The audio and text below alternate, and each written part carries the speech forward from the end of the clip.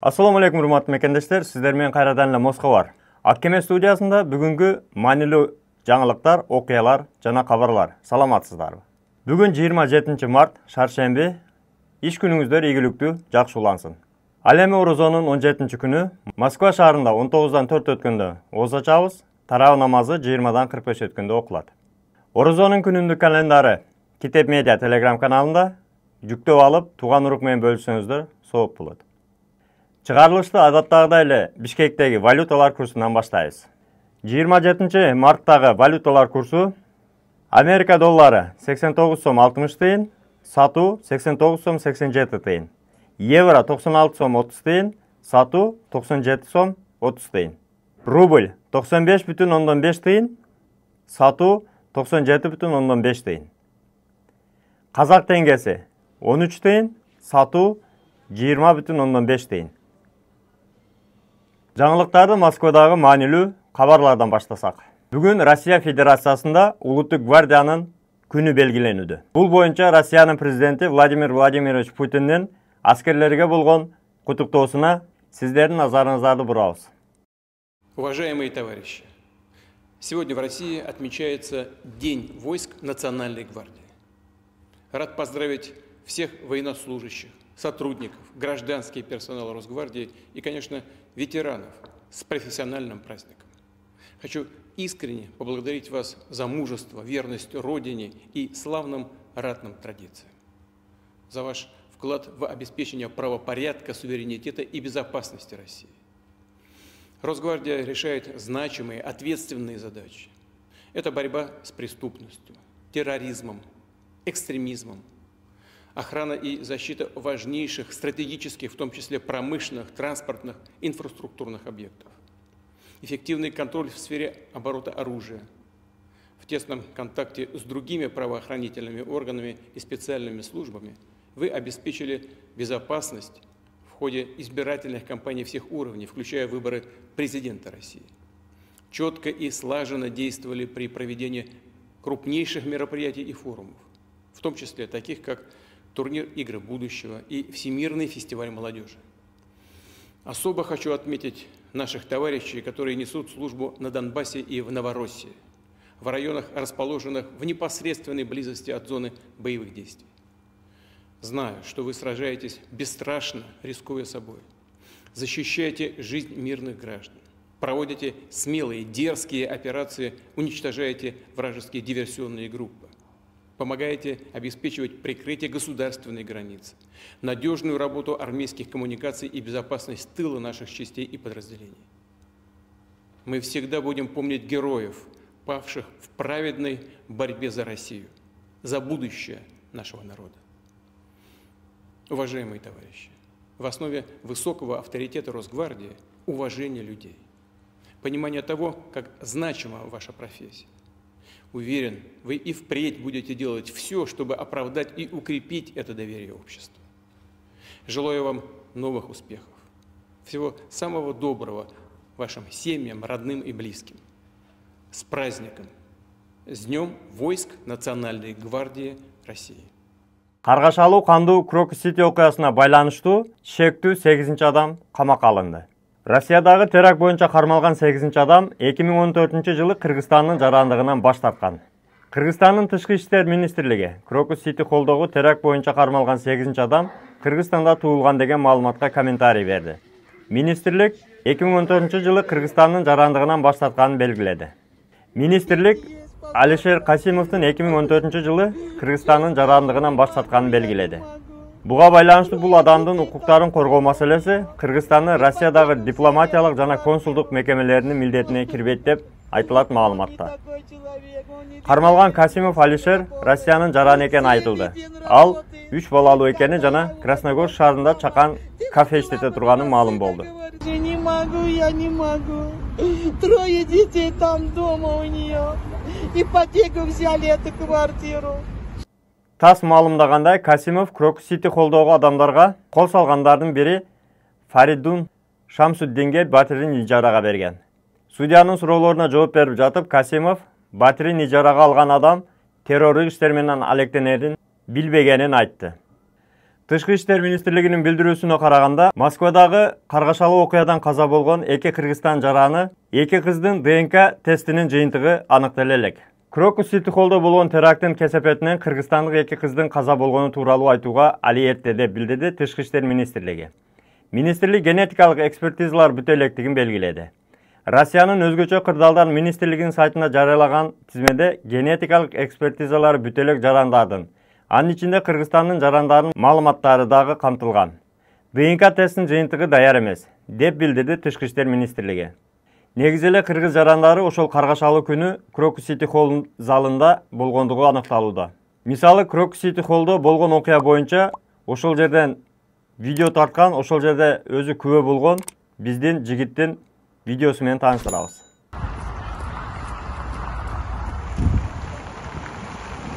Крокус Ситиден атыштан качып чыгып келатат. Бул жака келбей эле койгула.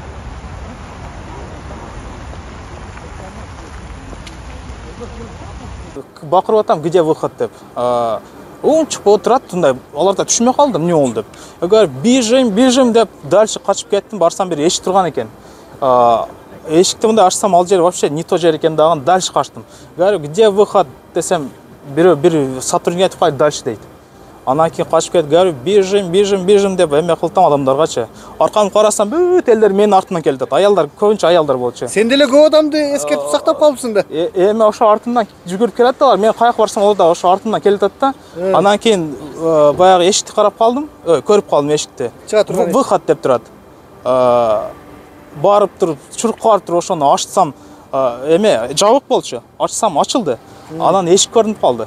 Көчөчү, ооба сырты. Получается, эме экен да, Крокустун каптал жагы экен. Ошол жака чыктык дагы чыксак, эмелер бар экен баягы, ограждение, баягы темирден тосуп коет го. Ошолор. Сен биринчи болуп элди баштап чыгыпсың да. Ооба, мен ошону ачтым эшикти, артымдан адамдар чуркап келатат. Ограждение тосук да баягы, эме железнийден тосуп коюптур. Ошону бир нерсе кылып, эме кылдык, ачтык.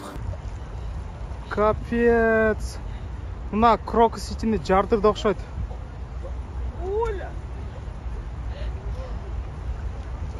Вовремя чыгып кеттим мен. Адамдар ыйлап качып жүрүшөт.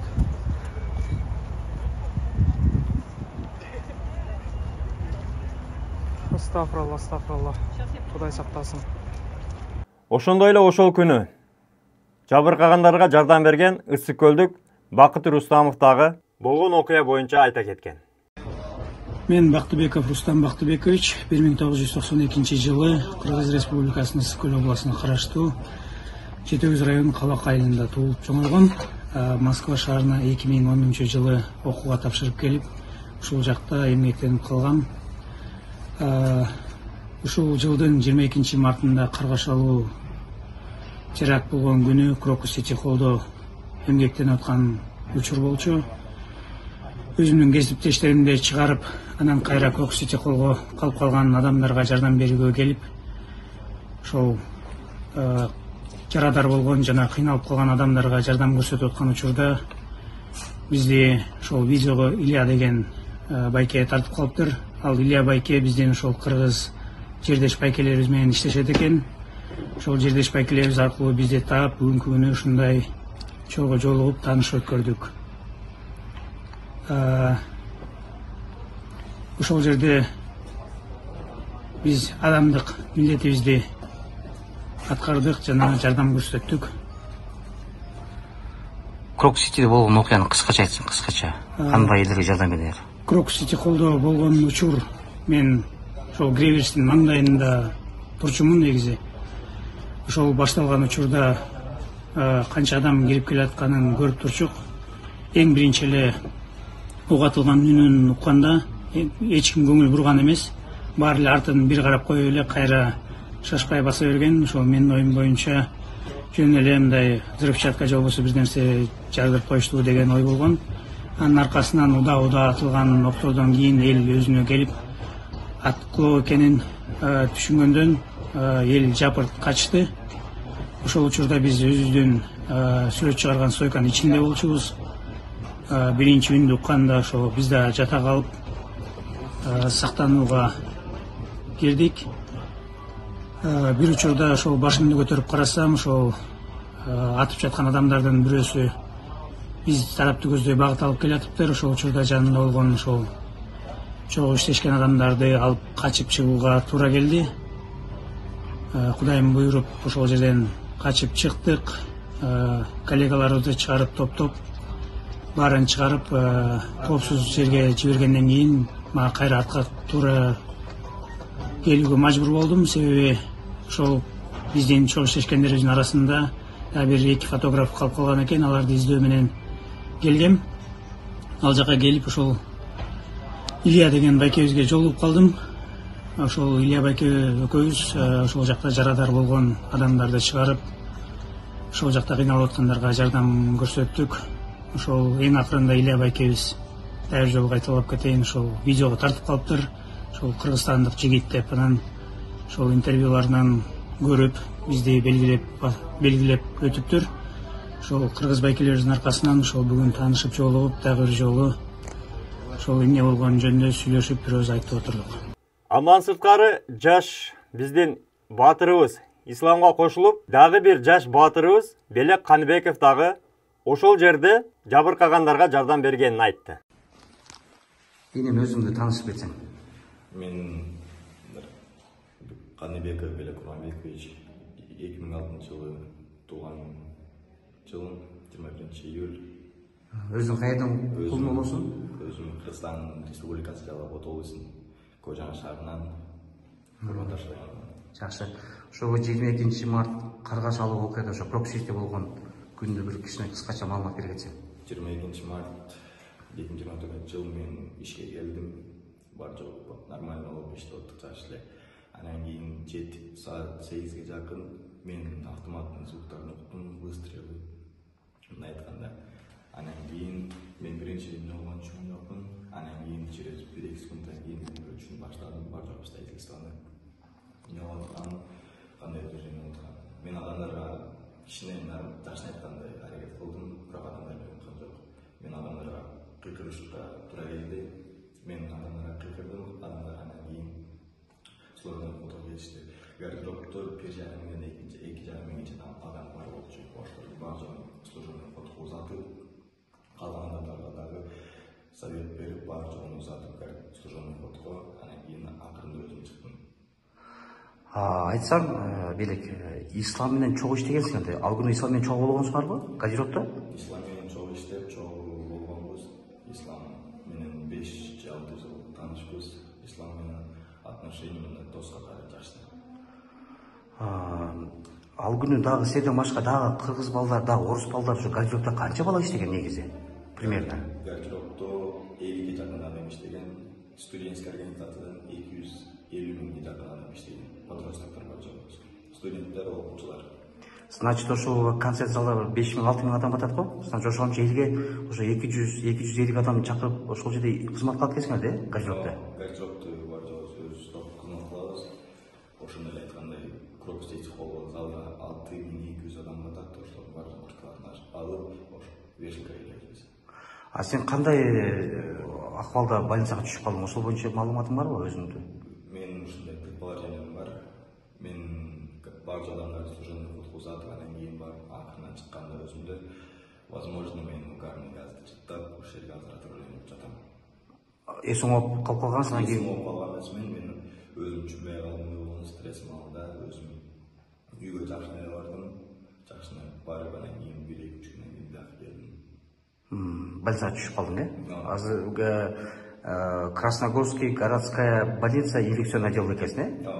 Понятно. Азыр пока качан чыгардыңды айтып кете алабы? Пока айтылет, бирок азыр состоянием жакшы эле, аракет кылып жатырмын. Белегинем, биз сен менен бардык кыргыз эли сыймыктанат. Москва шаарындагы кыргыз диаспорасы бардыгы, аксакалдарыбыз, элчилик, өкүлчүлүк бардыгы салам жолдошту. Башыңан ак калпак түшпөй дайым аман бол. Сенин чоң айткан ата-энеңе рахмат. Биз сендей ушундай баатыр бүт тууганыбыз бар экенин сыймыктанабыз. Азыр аман эсен больницадан чыксаң дагы көрүшөбүз, э? Элиңе, журтуңа салам жолдоп коесуңбу?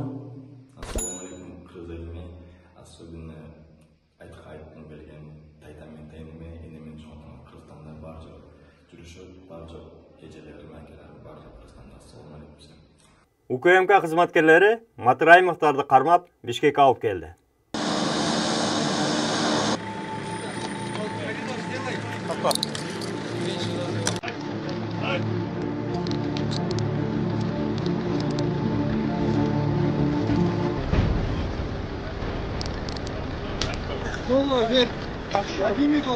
Фамилия, имя, отчество. Батраим Раимбек.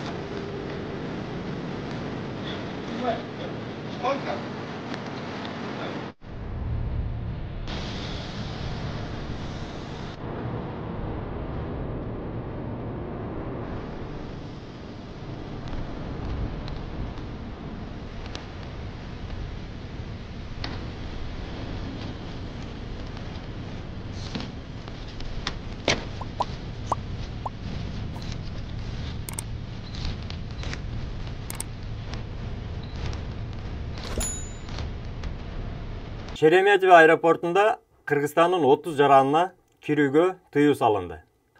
Москва шаарындагы Шереметьево аэропортунда Кыргызстандын 30 жаранына Россиянын аймагына кирүүгө бөгөт коюлган. Бул тууралуу Кыргызстандын Тышкы иштер министрлиги билдирди.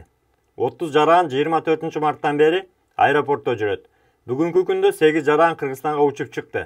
Калгандары учактагы бош орундарды күтүп жатышат. Буга чейин аталган жарандар кара тизмеге кирип калышкан. Аэропортто Россияга кирүүгө тыюу салынган башка өлкөлөрдүн да жарандары бар дейт министрлик. Ошондуктан туугандар Кыргызстандан Россияга учаардан алдын сөзсүз түрдө өзүңүздөрдү кара тизмеден текшертип, аныктап, анан учуңуздар. Кара тизмеден чыгаруу, выдворение, депортация, андан сырткары юридикалык жардамдар боюнча дасыккан юристтерге кайрылсаңыздар болот. Экранга номерини коюп койдук. Кыргызча эле жазсаңыздар, кыздар кыргызча жооп беришет. Сиздерди дайыма жакшылыктар гана коштосун деп, жакшылык каалап Аккеме студиясында Москабар жаңылыктар топтому болду. Бөтөн жерде өзүңүздөргө сак документтерге так болуңуздар. Таза регистрация боюнча 8936 111 7911 номерине кайрылсаңыздар болот. Жигиттер жардам берет. Кармаган орозоңуздар кабыл болсун. Үй бүлөңүздөргө ден соолук, тынчтык, аманчылык каалайбыз. Тапканыңыздарга береке болсун. Ар бирибиз мекенге санаман кайталы. Аман болуңуздар туугандар. Москвадагы мекендештер кирди чыкты боюнча границага кыйналган жердештерди бекер ташыган, жолдо полный жардам берген, чек арага до конца өзү барган Толкунбекке чалыңыз. Аккемеден десеңиз полный кошумча чыгымдар, разворот, черный список, өтүп кеткен, жоголгон документтер бекер болот. Машиналар комфорт, ыңгайлуу, жылуу жумшак барып келесиздер.